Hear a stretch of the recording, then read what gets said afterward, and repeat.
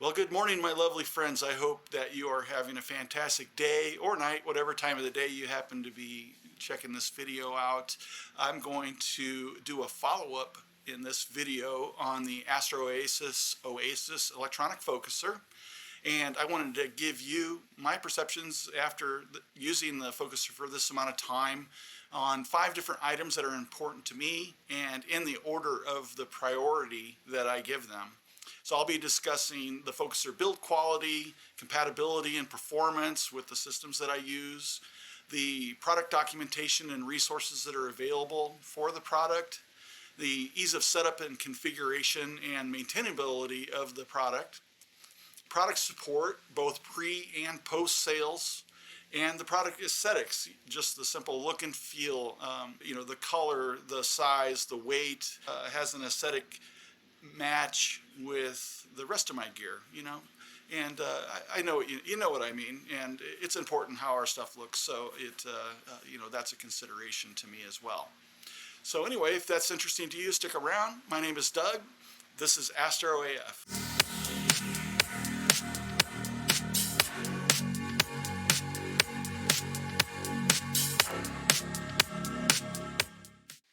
All right, so before I get started, I did want to point out that if you're interested, I have a couple videos about this focuser already. One of them is an unboxing and showing all the parts and packaging and everything that came with the focuser, which actually is very impressive.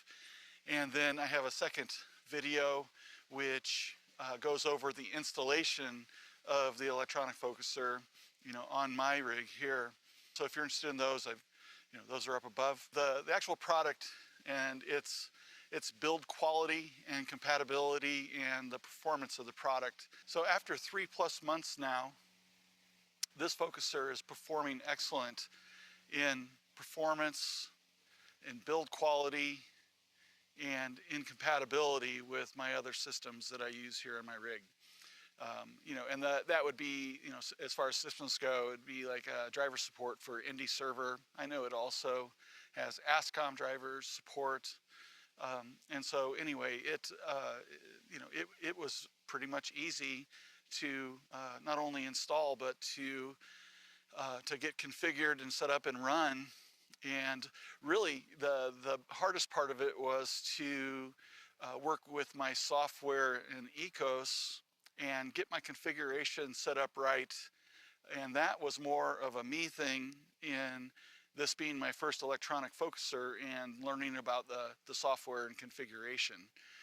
Once I kind of figured things out on that end, I've had no problems, and focusing has been reliable and repeatable night after night in all kinds of different conditions.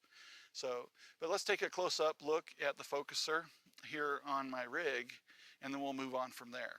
So looking at the Astroasis Oasis electronic focuser, it's all metal construction, USB 2.0, takes a 12-volt power supply. One of the best features of it is this clutch, which when disengaged allows you to manually rack the focuser and then re-engage the clutch as needed.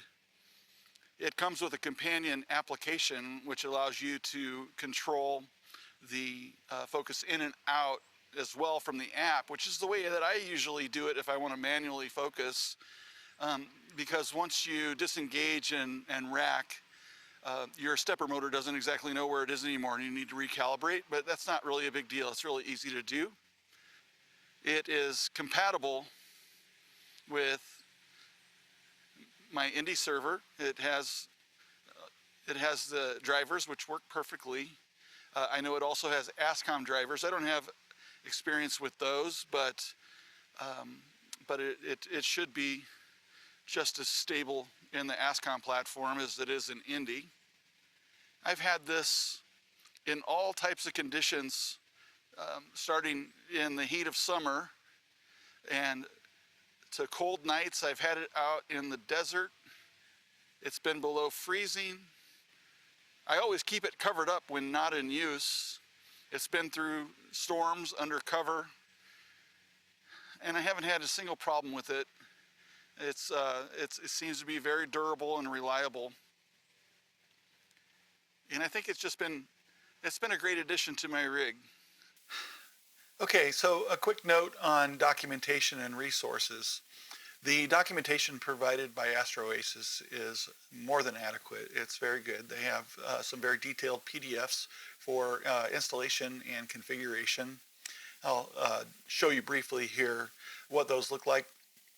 And there were two main areas of interest that I had, which were related to backlash compensation and then configuration of the autofocusing. And a lot of this I had to go to my documentation and other resources for the Ekos focus module and sort of pair the two together to figure out the best configuration that I could. And here in just a bit I'll also show you my focuser setup and a focus run in Ekos to give you an idea of what that actually looks like. But as far as the documentation is concerned, here we'll have a quick look. So first off, one of the documentation links that I had was linking to a Chinese document, and that's no problem. I just downloaded the PDF and then loaded it and had it translated through Google Translate, and that returned to me a translated version into English for me. So that worked just fine. The documentation pretty much covers everything that you expect to be in the list. Kind of a theory of the working principle of the clutch assembly and the installation instructions. It also talks about the software installation. So here in their section 8 of the document, the hysteresis measurement, which has to do with setting backlash compensation, that is fully covered in here. And then they also have a section here on autofocus, and they have examples like in Sequence Generator Pro. But there was some information in here for running autofocus and also in Nina. I had to sort of extract information out of these and apply to use in Ekos to try to get the information I have. And then there was quite a bit of trial and error that went along with it. But anyway, the documentation I was real happy with, and I didn't have any problems with it there. Resources wise, like videos on the internet and stuff, really the one that was done by Queeve, the Lazy Geek, was the only useful one that I had found. And he went through the process of unboxing and installation and then running and configuring. You know, I felt that was a useful resource, and I'd direct you over to see his video as well. So I'll provide some links to the documentation and also one over to the video from Queeve. I found it very helpful. So here I'd like to just go ahead and do a walkthrough of my configuration and setup and an autofocus run. And I'll just kind of talk through that a little bit, but I just wanted to give you sort of an idea of how I set it up in Ekos, and maybe that might be helpful for you. Obviously the documentation has Sequence Generator Pro and Nina, and you could refer to those for specific information on that. But if you're using Ekos, then you might find this next part helpful. Okay, so what I wanted to walk through my focuser setup here for the Oasis Focuser and just show you some of the settings I have. So anyway, I have my focuser set up, and these in Ekos focus module represent the steps that I'm on currently and the desired steps that I can enter a number in here and then click to go to that step count. I can initialize an autofocus and stop it. I can manually move in and out over here, and then I can go ahead and take a capture. So I just changed filters, so I know I am out of focus right now, and I was on a luminance filter. I'm now on a dual narrowband, and I want to make sure that I have those set because I want to make sure that I'm logging the focus to the correct filter. So the way that I do this for my dual narrowband, it cuts a lot of light. So I do a long exposure, 5 seconds for focusing with 200 gain, and that has worked well for me. I guess for anything that I'm showing you here, this is what works for me. It may not necessarily work for you, but it might get you close, or at least give you an idea of the settings. I use 2x2 binning. That seems to work really well for me, and I should go ahead and get. Well, I'm at -10 right now, so that's where I want to be. And let's see. So as far as my settings, for my initial focus, I'm going to choose full field here, and I'm not going to subframe because I'm probably going to need to do a fairly rough focus, and it's a little easier to see that in full field. And we can just go ahead and take a capture here real quick and just see where we're at. So it's not bad. I got an HFR of 1.21. So changing the filters didn't throw it out too bad. What I would normally do if I was really far out is I would come over here into the mechanics tab, and I would change my initial step size to maybe, like, depends on how far out I am. You know, if I'm really far out, I might change it to 3,000 or 5,000 steps, so that each time I move in or out up here, it'll move by that step size. The step size that I have found that works best for me is 145, and that's with my focuser, my equipment, and the focus tube and the rack and pinion that's in there. So again, yours may be different, and it very well may be if you're using a different type of focuser. As far as I know, the Oasis Focuser it's one of the most precise or precision focusers that I have seen specs on in the market. If I look at the critical focus zone, so my step size is like 0.77 microns with this. It's less than 1 micron, and they advertise it as such, and that's what mine calculated out to be. And even though I just recalibrated, it's probably going to be pretty close to there. Starting back over in the settings though, anyway. So I just did a full field just to see where I was at. Now for an autofocus, I'm actually going to go to a subframe and auto select a star. And then in my process, I'm using the SEP process and a linear one pass, and I am measuring by HFR. And I'm using a parabola curve with a PSF Gaussian. I've played with these settings a lot and tried different algorithms and things, and this really has been what is working the best for me.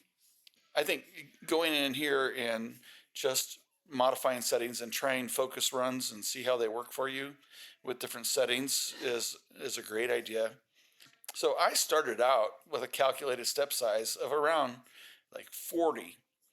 And the thing about that is it didn't take into consideration the precision of the Oasis Focuser and how small each step size is.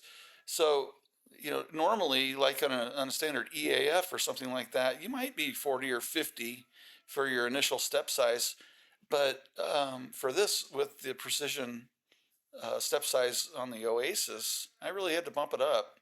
So driver backlash, I have that set at 425, and I had started that out like about 150 or so, or 200, and I've worked that up. But I'm going to show you how I figured out to get to 425, and I was using multiple focus runs and working with the curve in order to kind of dial in what my driver backlash and initial step size values were, based on getting a nice looking parabola. Ultimately, then I just started running focus runs and making adjustments to the initial step size and the driver backlash, and that seemed to help a lot. Critical focus zone, for this focuser, it's sub-micron, and then this advisor that's over here, suggests a step size. But honestly, so this is where I was, like 38, based on what the advisor was telling me. It's nowhere close to what I actually needed, so I pretty much disregard this. So if we do a focus run, we'll see how it goes here. And what I found is in the first 2 steps on the grid here tells me what my backlash is like. And so after this first one, if I had it flat, so the first and second, if the second one came out here to the left and was flat, then I knew I didn't have my backlash right because it didn't really move. Focus didn't change. And then I kept adjusting this so that I was really getting a straight line across there. It's pretty close. And that was all backlash adjustments. And then I wanted to get a good interval here, which is where that 145 step size came in. So, these are basically calculated on that 145 steps. So that's how far apart these are. And that really helped me to not be too far out of focus at the beginning and the end here where I actually lose my stars. And so the combination of getting these lined up and setting that step size, so getting these lined up with my backlash, and then setting the step size appropriately so I could really get this focus run done. And I have it set for like 11. It'll usually finish in 11 or 12 steps, and then I get a decent curve. I do see this every once in a while. I think it's going to run again. Basically, I was looking at shaping that parabola to get what I was expecting to see for a focus run.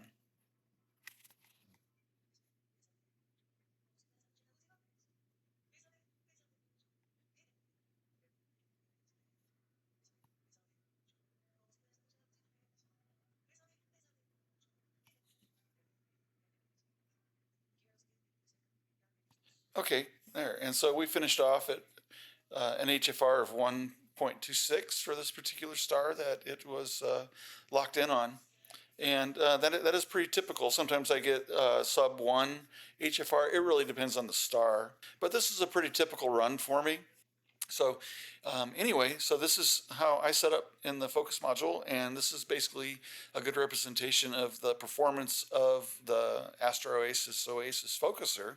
So yeah, I'm real happy with the results that I'm getting, based on that video and the V-curve that I have, the repeatability of focus. I have a ton left to learn in this area on focus. It goes so deep, and the documentation that Ekos provides kind of writes it off as this is kind of simple and just do these basic things and you're good.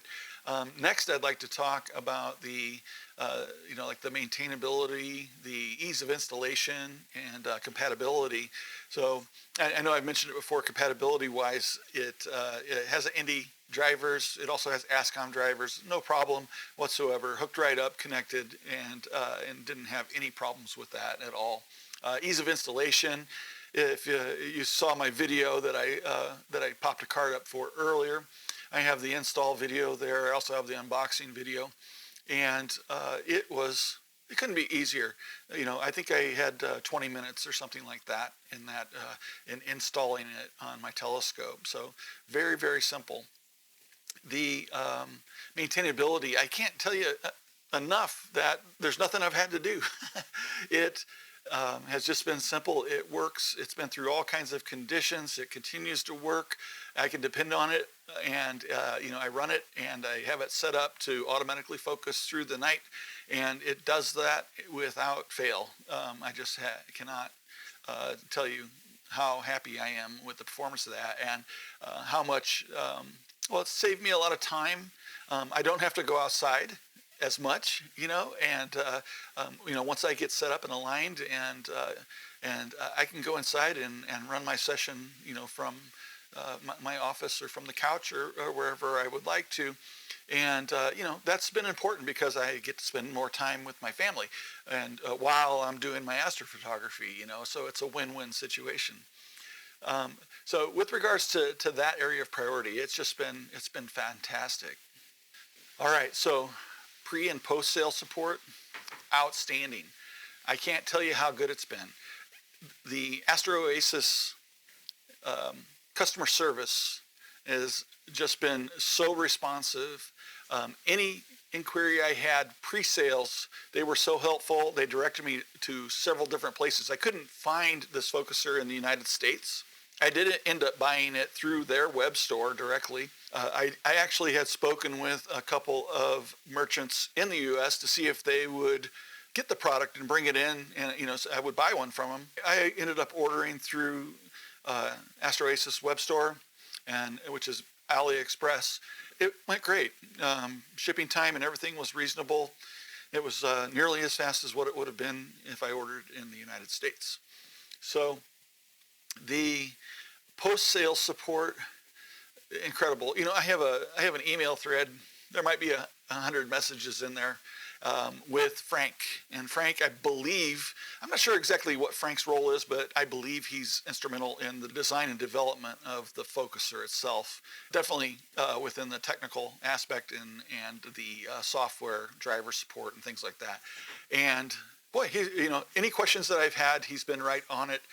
He's helped me immensely. The amount of touch in comparison to any other company, any other retailer, not just a manufacturer, but the retailers that resell products and things like that, the other manufacturers for other products that I use on my telescope, nowhere near the availability and personable nature and really what I consider to be care of how things are going for me. To the point where I have just received some emails along the way going, hey, how's it going? You got any questions? Stuff like that. And it has just been beyond what I would ever expect. And I am so grateful and appreciative of Frank and the Astroasis company for the attention that they've given me in ensuring that I'm having success with their product. So it's just fantastic. All right, so last on my list, and while it's not the most important thing, the aesthetics of the product itself is important to me, and maybe it is to you too. And I care how it looks. I want my telescope to look really cool. And I think this product looks really cool. The focuser, it's very sleek and it is compact. It feels really good. And when you are operating it manually with the clutch and using it, the tactile feel of the focuser is just perfect. It's just the right amount of resistance, and it just feels really solid. So the color match, the red, I do have a little bit of a combination of different colors on my rig, but the red is cool, matches up with my camera, and I think that looks nice. And I don't know, that kind of thing, it just makes me feel good about looking at it and presenting it too. Proud to show off the gear that I've worked hard to assemble and put together into this system for astrophotography. So really, with that, that's how I feel after 3.5 months or so, coming up on 4 months, is that I couldn't be happier with the Astroasis Oasis Electronic Focuser. And I would recommend it. I would suggest that if you are in the market to purchase an electronic focuser, that you really give them a good shot, give them an eye, contact them, reach out for pre-sales support and questions. And I believe that you will be pleasantly surprised at the response that you get and the amount of care that they have in helping you, come to your decision on which electronic focuser to buy. And I think, when you're in the market for that and you consider these things that I've presented here today, I hope that helps you in your buying decision. And but yeah, I definitely suggest you check out the Astroasis Focuser, and I couldn't be happier. And after coming up on 4 months now, it's working great. We're getting ready to go through a winter, so maybe I'll have a follow-up in the spring on how things have gone because I intend to leave my rig out and do astrophotography through the winter. I do have some accommodations in addition to my cover that I'm getting ready to set up, and I'll have another video kind of on that here coming up in the next couple weeks, I think. It's going to be cold, it's going to be in those conditions, and it's hopefully will work solid for me throughout the entire winter, and I won't experience any problems with it. So we will see how that goes. So anyway, I hope you enjoyed this video, and if you did, please leave a like. And if I have earned your subscription, it would be amazing if you would hit that subscribe button. But thank you very much. My name is Doug, and this is AstroAF. Clear skies.